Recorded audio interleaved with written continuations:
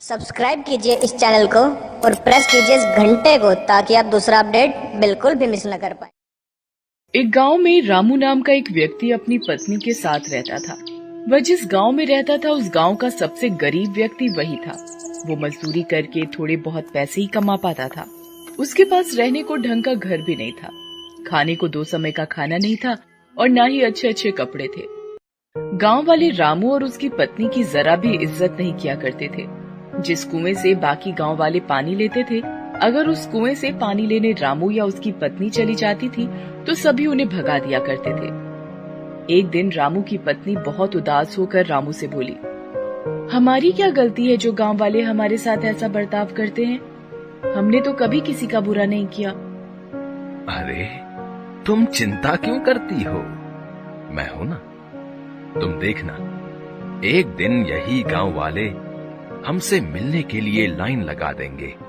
मजदूरी करके भी इतने पैसे नहीं कमा पाता हूं जितना बाकी कमा लेते हैं, लेकिन तुम देखना, एक ना एक दिन हमारा भी सम्मान होगा। रामू दिल का बहुत अच्छा इंसान था। वो कभी किसी के साथ बेईमानी नहीं करता था। यही उसकी सबसे बड़ी खूबी थी।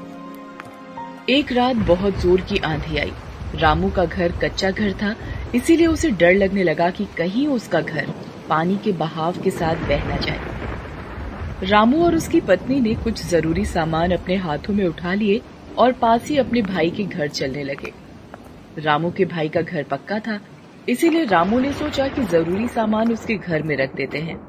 रामू हाथ में सामान लेकर अपने भाई के घर तक आया। रामू के साथ साथ उसकी पत्नी भी आई। भाई नीचे आ जाओ, कुछ काम है। रामू का भाई नीचे आया और बोला, हाँ क्या हुआ? इतनी बारिश में यहाँ क्यों आए हो? भाई तुम्हें मेरे घर का हाल तो पता ही है। सारा सामान पानी के साथ बह ना जाए, इसलिए मैं कुछ अपना जरूरी सामान तुम्हारे घर में रखना चाहता हूँ। क्या तुम्हारा सामान मेरे घर पर? नहीं नहीं, मेरी पत्नी मुझे बहुत डांटेगी। मैं नहीं रख सकता तुम्हारा सामान। तुम जाओ, अपने घर में ही रहो। रामू का भाई गुस्से में अपने घर के अंदर चला गया। रामू और उसकी पत्नी दुखी होकर वापस अपने घर आ गए। बारिश बहुत जोर से हो रही थी, इसीलिए रामू और उसकी पत्नी अपना सामान और घर की रखवाली करने के लिए पूरी रात जागते रहे। सुबह हुई, अब तक बारिश बंद हो चुकी थी। अब ऐसी बरसात की स्थिति में रामू को एक भी काम नहीं मिल पा रहा था। कुछ महीने इसी तरह गुजर गए। एक बार रामू से गांव में शहर के कुछ अमीर व्यक्तियों ने मिलकर 1 सप्ताह मेला लगवाया। सभी अमीर व्यापारी अपनी अपनी मोटर गाड़ियों में गांव का मेला देखने आए। एक व्यापारी अपनी गाड़ी से गांव तक आ गया। अचानक जोर जोर से बारिश होने लगी। उस व्यापारी की गाड़ी कीचड़ में फंस गई।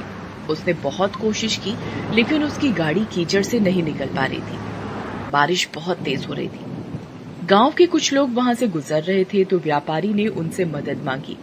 इतनी बारिश में हम क्या मदद करेंगे? ऐसा कहकर वे लोग वहां से चले गए।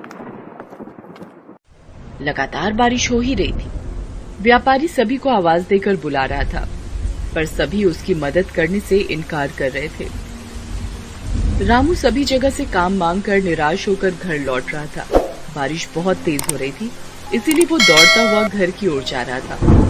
तभी उसने देखा कि एक गाड़ी कीचड़ में फंसी हुई थी। उसे मुसीबत में देखकर रामू गाड़ी के पास आया और वो कीचड़ से गाड़ी निकालने में मदद करने लगा। गाड़ी के पहिए कीचड़ में अंदर तक धंस चुके थे। साहब, इसके पहिए कीचड़ में अंदर तक धंस गए हैं।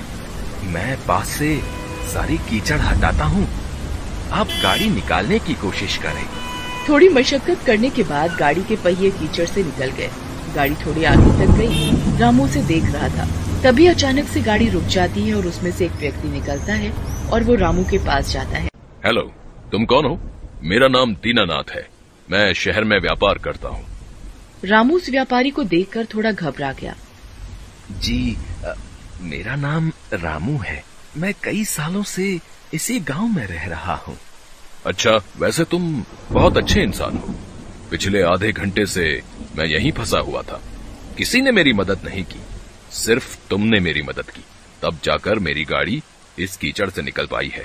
मैं यहाँ मेला देखने आया था। जी, कोई बात नहीं, दूसरों की मदद करना तो हमारा फर्ज है। अब बारिश रुक चुकी थी।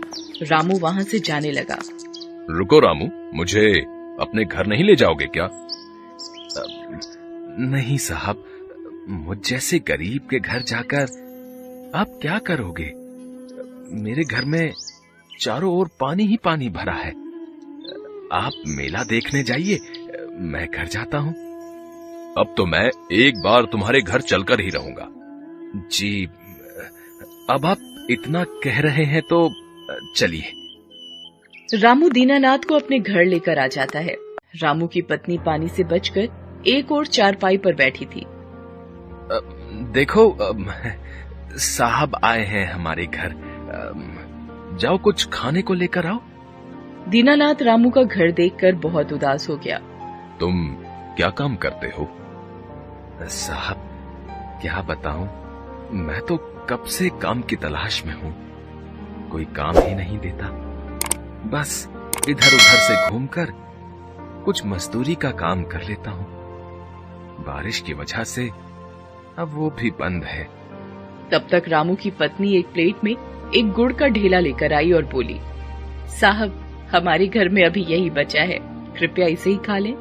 हाँ हाँ, क्यों नहीं। रामू, तुम्हें कोई काम नहीं मिल रहा है, अगर तुम चाहो तो मैं तुम्हें काम दे सकता हूँ। साहब, क्या सच में आप मुझे काम देंगे?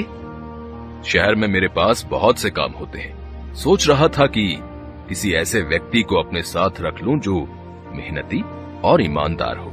तुम्हें देखकर मुझे ऐसा लगता है कि तुम में ये दोनों गुण हैं। साहब, कैसे काम करना होगा? कहाँ काम करना होगा? आप ये सब मुझे बता दीजिए। मैं आपके साथ काम करने के लिए तैयार हूँ। कोई जरूरत नहीं है इस घर में रहने की, और मैं तुम्हें कुछ दिनों बाद लेने आऊंगा। तुम मेरे साथ शहर में काम करोगे और वहीं रहोगे। मैं तुम्हें नया घर दिलवा दूंगा। यह सुनकर रामू और उसकी पत्नी दोनों बहुत खुश हुए। रामू ने पूरे गांव में घूम घूम कर इस खुशी को गांव वालों को बताया, पर गांव वालों को उसकी बात पर विश्वास नहीं हो रहा था। कुछ दिनों बाद दीनानाथ अपनी गाड़ी लेकर गांव आया और रामू के घर के पास रुका। रामू, सारा सामान तैयार है ना? चलो चलते हैं। रामू और उसकी पत्नी सारा सामान लेकर दीनानाथ की गाड़ी में बैठ गए। गाड़ी चल पड़ी। सभी गांव वालों का ध्यान उन्हीं लोगों पर था। दीनानाथ रामू और उसकी पत्नी को शहर लेकर आ गया। उसके बाद उसने उन दोनों को रहने के लिए एक घर दे दिया। रामू सारे काम अच्छे से समझ गया था। अब वो दीनानाथ के साथ काम करने लगा। रामू का घर बहुत ही सुंदर था और रामू अब पैसे भी अच्छे खासे कमा लेता था। धीरे धीरे करके सभी गांव वाले रामू और उसकी पत्नी से मिलने और उनके घर को देखने के लिए शहर आने लगे। जिस भाई ने रामू के सामान को रखने से मना कर दिया था, अब वो रामू को भाई भाई कहता नहीं थकता था। रामू ने आखिर में अपनी ईमानदारी से वो सब कुछ पा लिया जो उसे अब तक नहीं मिला था।